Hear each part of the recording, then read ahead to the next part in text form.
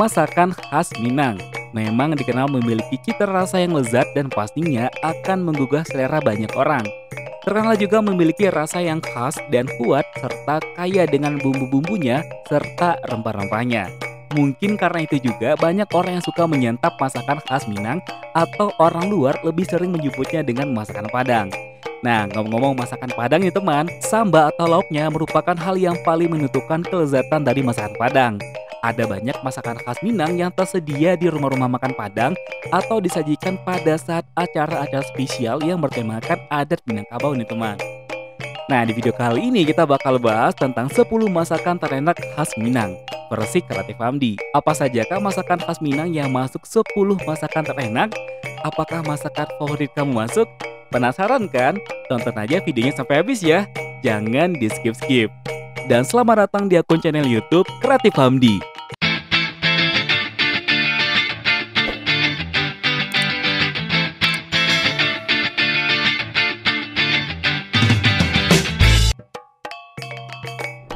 Sepuluh masakan terenak khas Minang.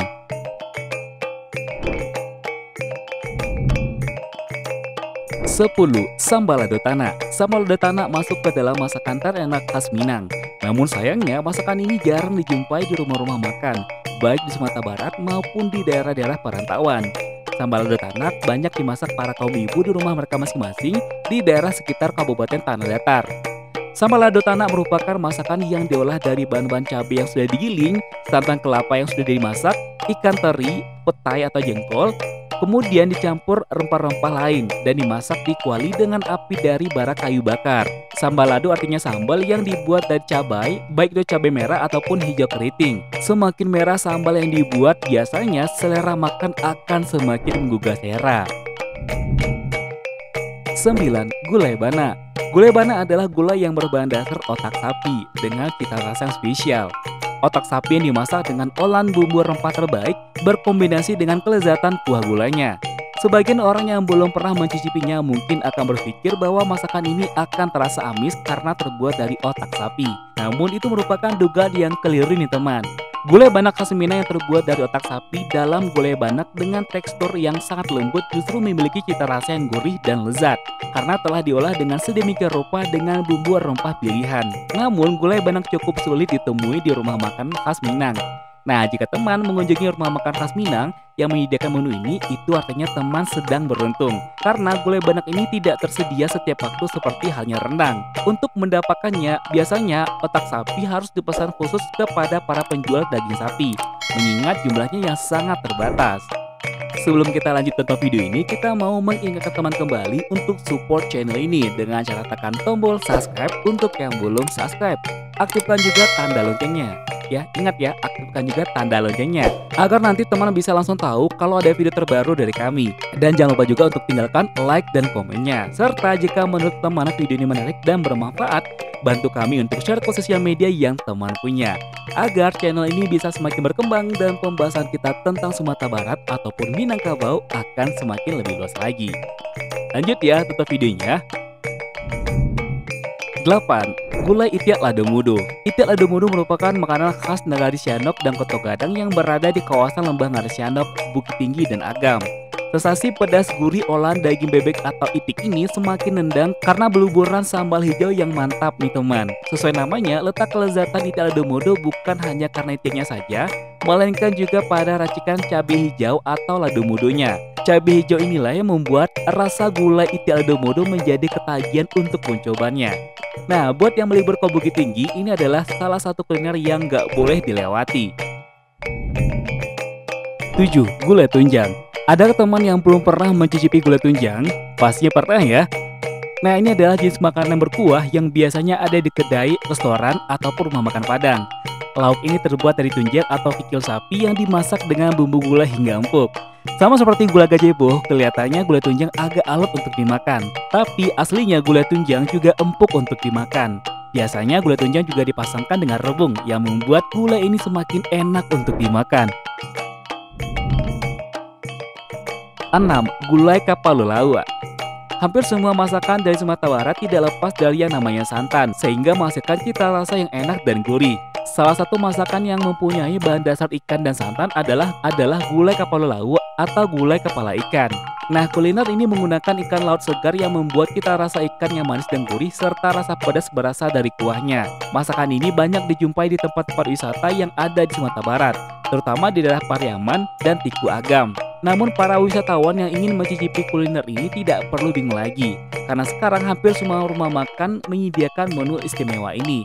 Nah, buat penyuka ikan, menu yang satu ini wajib dicoba. 5. Gulai cancang. Gulai cancang atau gulai cincang adalah salah satu menu yang wajib ada di rumah makan Padang. Nah, gulai cancang merupakan olahan daging sapi yang dipotong-potong atau dicincang kecil-kecil kemudian dijadikan gulai dengan khas bumbu kambing, yang tentu saja rasanya enak banget.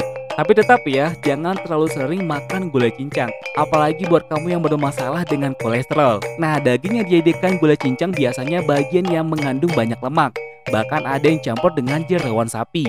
Untuk membuatnya, selain daging sapi, biasanya ada juga menggunakan daging kambing sebagai bahan utama gulai cincang ini. Melihat bentuknya saja, serasa air liur kita langsung menetes. Belum lagi aroma bumbu yang sangat wangi dan khas, pasti membuat selera makan kita sangat tergugah. 4. Gulai gajebo. Gulai gajebo atau juga sering disebut sebagai sampade daging adalah masakan khas Sumatera Barat dengan bahan utama daging sapi. Nah, bagian yang dipakai untuk membuat gulai gajebo ini adalah punuk dengan lemak tebal menempel di bagian daging. Perbandingan lemak dan daging pada gulai gajebo bisa 3:1. Semakin tipis bagian daging, rasanya pun bakal semakin gurih. Potongan lemak berdaging itu disajikan dengan kuah asam pade yang sama sekali tidak menggunakan santan. Bagian lemak yang mendominasi pada potongan daging yang mengaman di kuah asam pade warna merah. Dari penampakannya aja kelihatan lemak di gulai gajebo agak alot dan sulit dikunyah. Namun untuk gulai gajebo tidak demikian teman. Lemak dan daging pada gulai gajebo begitu lembut dan empuk untuk dimakan. Tapi ingat loh ya, yang bermasalah dengan kolesterolnya jangan sampai kalap. 3. Gulai tambusu. Hidangan berkuah ini diolah dari usus sapi yang sudah dibersihkan, lalu diisi dengan campuran tahu dan telur yang dilumatkan beserta bumbu-bumbunya.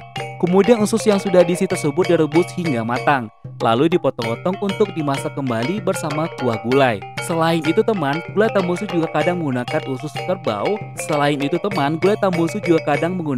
kerbau.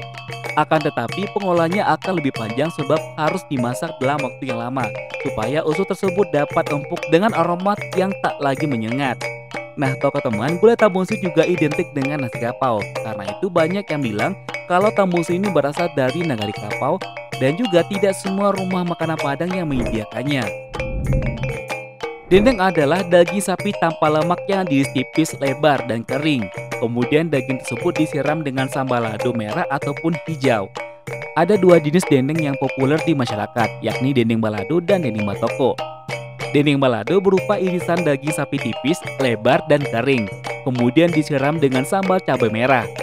Nah, dalam proses pembuatannya, daging direbus digoreng hingga garing. Ada juga yang menjemur daging tersebut sebelum digoreng.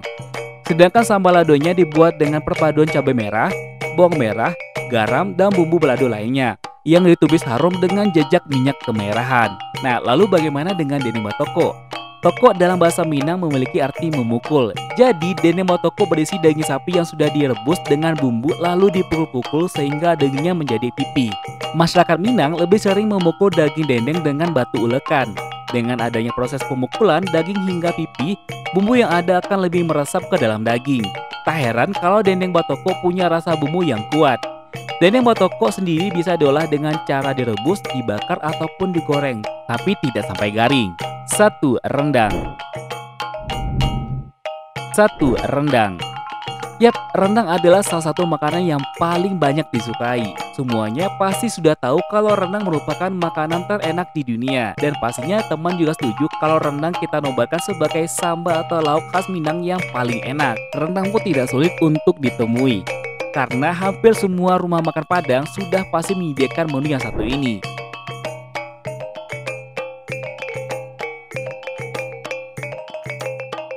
Gimana teman? Udah ngiler nggak? Ngiler lah, masa enggak? Ya udah, mana nih masakan favorit teman? Atau teman punya masakan terenak lainnya versi teman sendiri? Tulis di kolom komentar ya. Dan buat yang berencana berlibur ke Sumatera Barat, apalagi buat pecinta kuliner, rugi banget loh ya nggak mencicipinya secara langsung dari Sumatera Barat. Sebelum kita close video ini, seperti biasa, kita mau mengingatkan teman untuk support channel ini dengan cara tekan tombol subscribe untuk yang belum subscribe. Aktifkan juga tanda loncengnya, agar teman gak ketinggalan dengan video terbaru dari kita. Dan jangan lupa juga untuk tinggalkan like dan komennya. Serta jika menurut teman video ini menarik dan bermanfaat, bantu kami untuk share ke sosial media yang teman punya. Agar channel ini bisa semakin berkembang dan pembahasan kita tentang Sumatera Barat akan semakin luas lagi. Dan tentunya kita akan bisa lebih bersemangat untuk memberikan video-video menarik lainnya. Akhir kata, assalamualaikum warahmatullahi wabarakatuh. Sampai ketemu di video selanjutnya dan jangan lupa bahagia. Bye-bye.